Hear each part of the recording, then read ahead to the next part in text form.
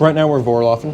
We can see here on our monitor that our valves are open and our pump's running, 12 hertz. And we're monitoring our Play-Doh. We're going 32 gallons per minute, and right now our solution's at 23. And we can monitor it in place. So we're looking for this to start leveling off, so to hit the plateau. So that's in line, and we can go take a peek at it. But right here's our sight glass. Sure. We can control the light that comes through on and off. Nothing special there, but how long does your Vorloff usually take?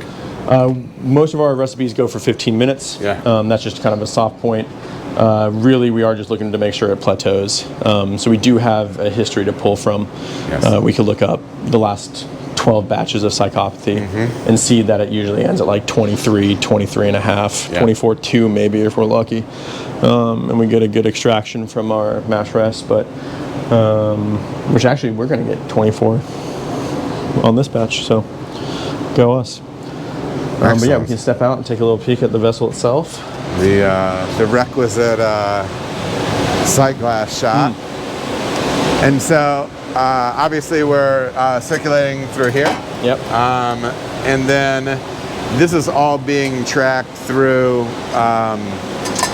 it wouldn't be a density sensor, but a turbidity sensor, I'm assuming. There's some sort of turbidity sensor that's in line with this that tracks this? Not so on turbidity. We're using our eyes there to just check the clarity of the product. But yeah, we are using that densitometer in there to track the 15 minutes that we Vorloff to just try and see it, like I mentioned, level out. Yeah. Become homogeneous after a 30-minute mash rest. Nice. And then we're going to be moving after Vorloff. You're going to be. Is there any rest? And then before going into kettle? No. So what's going to happen is straight from here. As soon as our operator hits like, hey, yeah, that's what I'm looking to see. They'll be prompted to be like, hey, is that leveled out? This valve will open up, and instead of going back into the vessel, it'll start pumping back into the kettle. Yes. Yeah. And start filling there from the bottom up. Love it. We'll fill until like 23 barrels in the kettle, and then it'll start recirculating to start getting the heat up as we fill the 126 total barrels in there. Okay, so now we're gonna check out some of the stuff on HeatX side for knockout. Yeah, so we're under our 100-barrel brew house now. Whirlpool directly above us, kettle to our right. This is our heat exchanger, wort cooling plates. The way we sanitize our lines up until this point is our cellar team, when they're sanitizing their fermenter that we're knocking out into, they send that sanitizer solution that they make for the tank back through the process piping, through our filters that are just in front of us, through the wort chiller, and then to a drain valve. So that everything up until this point has had some sort of peracetic acid contact, and that we can safely assume that now that our closed system is set up, we have a sanitary environment. So yeah, all of our lines here are labeled, but our wort runs down and in through this valve, or this process piping, which is still a little warm from our last knockout, through the chilling plates, up and out this valve on this side. What is that? It has that big swell in it, right there. This is going to be a densitometer.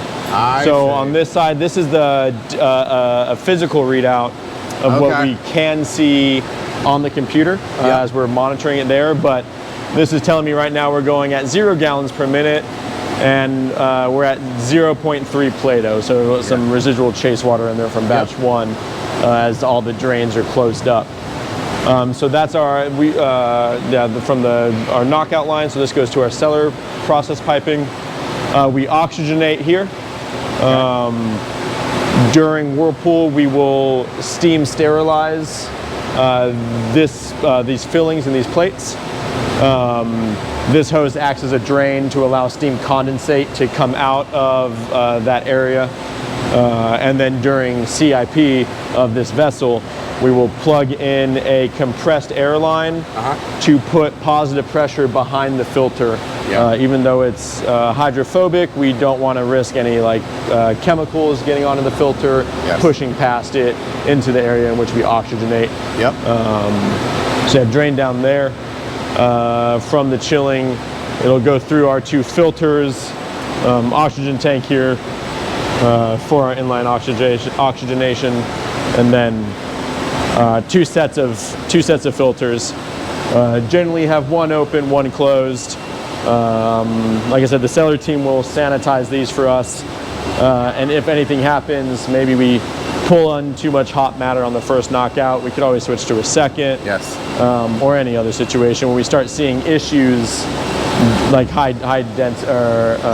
differential pressure pushing through knockout. We always have this as an option. And so we do drain it after we sanitize it. So if we have to do it in the middle of a run, no peracetic acid in line, making it into the product. And then from there, it chases through process piping around the facility and into those flow panels that we saw and up to the fermenter. Do you want to look at a dry hop rig and then the centrifuge? Absolutely. Okay. Interesting. So this is a unit that is pressurizable, purgeable, and it has its own pump here. Excellent. Who's this come from? Does it say on here? That's a great question. I know it is manufactured. I couldn't tell you by who. No worries. No worries. I know there is another brewery in Columbus that has a similar build out. And we have shared mixed feelings about how when this thing works, it's amazing. Yes. So this is our dry hop skid, and as you mentioned, we can pressurize this feeder and control the flow of adding hop material. So we'll hook it up to our tank through both the cone and the racking arm. And as liquid is pushing through from one through the other, we can, in time, add dry hop pellets. Okay. So that way it's all kind of in line. And allows us to have a finer control of its introduction, and no one's going up on ladders or scissor lifts to the top of our tanks.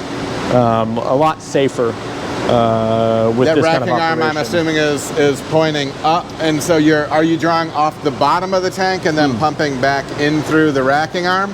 So the opposite. Or is We're it the opposite? We're gonna pull from the racking arm and then push down to the bottom. Yep. So by the time we're at dry hopping, we've already cropped or dumped our yeast. So we're sitting 60, 62 degrees. We'll dry hop usually day 7 for us of tank time. And then about 3 days later is when we'll introduce like a fining agent, biofine beer clear. Yes. Which will then help us pull all of this hop matter out and any other bigger solids as we crash for a couple days before centrifuge. Now, one thing that I've seen with some of these units on the pumping side, we can have like the traditional just like centrifugal type fins, but I've also seen some that have almost like more like a grinder face on them, and they break the pellets down. Exactly. That's is that what this has? So this is just the propeller size. I see. So it doesn't have the grinder. I've heard nice things about those. I think our biggest issue with this piece of equipment is this 90-degree bend here. Okay. When this does clog, which isn't always, but it has happened, and it's usually a bit of growing pains for whoever's operating it. The clog will tend to be here. Yes. And it usually happens if you let your pressure in here build up too high, because you're monitoring this tank pressure, your tank pressure, and then the pressure in the lines on the meter on the inlet. And if you're keeping those in good balance, you should have a very easy day. Yes. But at any point you could push in too much dry material, stop the flow of liquid, and in this bend just have a ever-expanding brick of hops. So is there there's no basket in this? This isn't something you're circulating through. This is something that you're actually pushing the pellets themselves in, correct? Yeah. So does this receive liquid as well in order to help with that process, or does this say relatively dry and this is just forcing the pellets into the system? So for the most part, it's going to be dry. I think we can fit like 300 to 400 pounds of hops in here. What happens though is after sanitizing this, there's definitely some residual liquid that stays on the cone. And so we'll find that some of the hops at the end will have stuck to the sidewall. Yes. And in that situation, we can use this tangential arm on the inlet to then help get the last bit of hops that have either maybe stuck in the valve area or stuck to the sidewall to fall back down through. We have had a situation where we've had somewhere on the valve get stuck. Maybe liquid came up too high. We had an imbalance of that pressure, and we've had to turn this into a giant soup. And then from there push it in. But very typically we're keeping this dry. Because it's usually a couple 100 pounds of dry hops. And we don't want to have like a slurry 100% where like the top is wet and the bottom is still pelletized. Love it. Very useful piece of equipment. Makes days with dry hops go very, very smoothly. If you're paying attention. But this is usually, when we're training in the cellar, the second most daunting piece of equipment behind the centrifuge. But with proper training and attention to the details, it becomes just another part of the day. Absolutely. Centrifuge? Centrifuge. Hell yeah.